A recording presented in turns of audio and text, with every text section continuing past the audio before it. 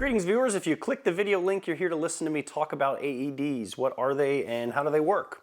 Well, an AED is an automated external defibrillator. So if you've ever watched a movie or TV show where the doctors have the little paddles and they rub them together and they say clear and they shock somebody, basically that's the advanced professional's device for doing the same thing. This is more of a kind of dumbed down version. It does everything for you. You don't really have to have any kind of medical degrees or experience with it. You can literally just open it up and it'll start telling you what to do. Perhaps you've seen these things. They're usually in some sort of cabinet or hanging on a wall somewhere. Maybe if you go to an airport or a mall or any sort of shopping center, a lot of places have them now. First responders have them available in their vehicles as well.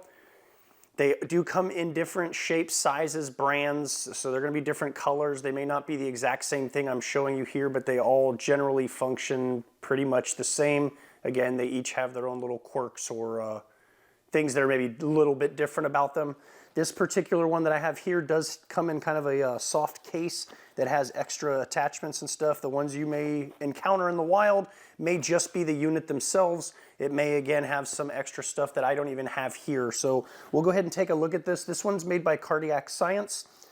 It does have a little pouch on the side here. If we open this up, this is gonna have simple stuff in there like a mask for doing CPR, gloves. There's even a razor in here for patients that are hairy. They recommend you shaving them before you put the pads on. So there's a zippered pouch on the back here. There are different sets of pads that come with these things. There are pediatric pads. So obviously those are made for children. They're a little bit smaller. They deliver a little bit less voltage. So in the event that there is a child patient that's in need of defibrillation, typically there should be children's size pads available to use. The ones that are already on here and generally you'll find installed ready to go are adult pads because typically adults are more prone to needing it than children. Again, children pads obviously exist for a reason. So again, what does this thing do? What is it for? Well, before we get into all that, I'm just gonna let you know I'm not a BLS instructor. However, I would recommend that you do sign up for a class if you are not already familiar with how to perform CPR, the Heimlich maneuver, or how to use an AED.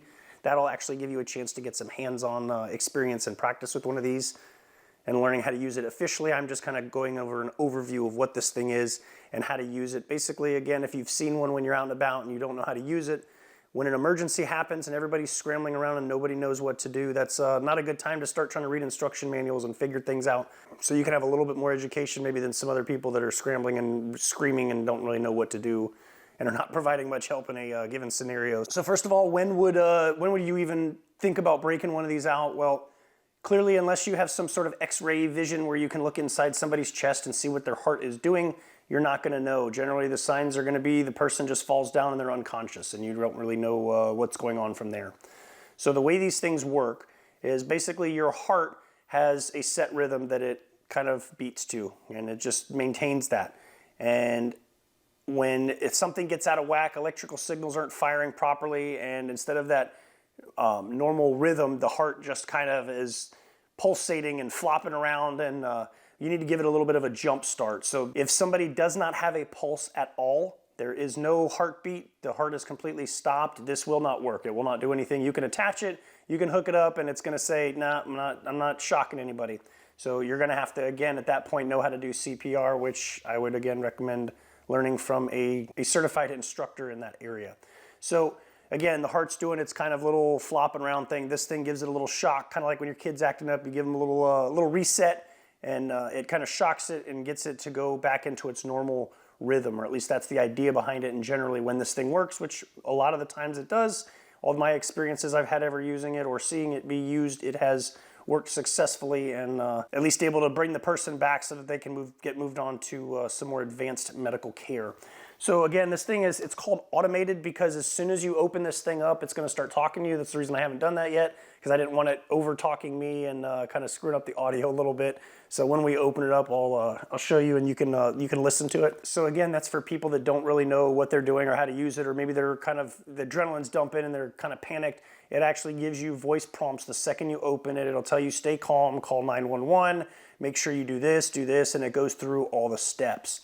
So once you open it again, It's going to be talking, so I don't want to have to talk and have it going at the same time. The pads will already be connected. They'll be wrapped in some sort of sealed foil type packaging. You just need to peel that out and get the pads. For the most part, most of them are 2-piece pads, so they will be 2 separate things attached by a wire. So your heart, generally we recognize it's on the left side of the chest. It's kind of towards the left center. So the idea is to put the pads in a position so that the electricity flows between the 2 pads and your heart is in the middle of that. So that's the best placement that you can get. There are pads out there for some AEDs that are all 1 piece. They even have a little plastic thing in the center that kind of lines up over the sternum where you perform CPR chest compressions. So one of the pads is going to go on the right side, again, so if your heart's here, it's going to go off this way, and the other one is going to go over here. Again, that way it gives that electricity, that path of least resistance it's going to flow through to get to the heart. Typically, the pads will have a drawing on them. Again, I'm not going to open these and show them to you. They are live, so this is not a training unit, but the pads will actually have a little diagram on them and show you where to place them on the patient so that way you'll know where they go. Again, it does not go over clothing, and it tells you you're going to have to remove clothing and expose them. Now, that's not the time to be shy or worried about exposing somebody in public. If you're trying to save their life, they can get over the embarrassment later that their bits were hanging out. But unfortunately, we're trying to save lives, so that's kind of what takes priority in those situations. Again, I'm going to go ahead and open it up, and it's immediately going to start talking. So if, again, panic, stuff's going on, there's chaos, somebody's like, I found an AED, and then you open it, it'll just start kind of telling everybody what to do. Stay calm. Follow these instructions. Make sure 911 is called now. Begin by exposing patient's bare chest. Remove or cut clothing if needed. When patient's chest is bare, remove the white square package from lid of AED. Tear open white package across dotted line and remove pads. Peel one of the white pads completely from blue plastic. Begin pulling from the tabbed corner. So it's getting very specific with these instructions. So peel one of the white pads completely from blue plastic. Now begin pulling from the tabbed corner. Now it's just going to keep repeating that because, again, it's automatic. This one is fully automatic. There are some that will have a button on there that I would show you if it was on here, but it's not. So again, it's going to go through all its prompts. It's going to tell you to put the pads on. Once the pads are placed, it's going to know, it's going to tell you, hey, stop touching them. I've got to analyze them. I've got to see if this is a heart rhythm that I can shock for or not. And it'll tell you again, no shock advised. So basically keep doing CPR and wait for the ambulance to get there. Or it'll say, hey, we got to shock this guy. Now this one, again, does not have a specific button on there. So some of them will have a button. It'll say, hey, shock's advised, press the button. So you have to manually press it. This one will automatically do it. It'll say, hey, don't touch them, back up. I'm about to shock them, because if you are touching the patient when it delivers the shock, there is a possibility that you could receive some electricity yourself, and we don't want to add any more casualties. So again, follow all the prompts. It'll tell you everything to do. Quick and simple, easy video, something that I felt was kind of important, get the information out there. Again, I didn't realize, because I know and I have experience in use with these things, I didn't realize how many people don't even know what they are or what they do. So get the word out. Again, take some sort of BLS, basic life support class from a trained professional.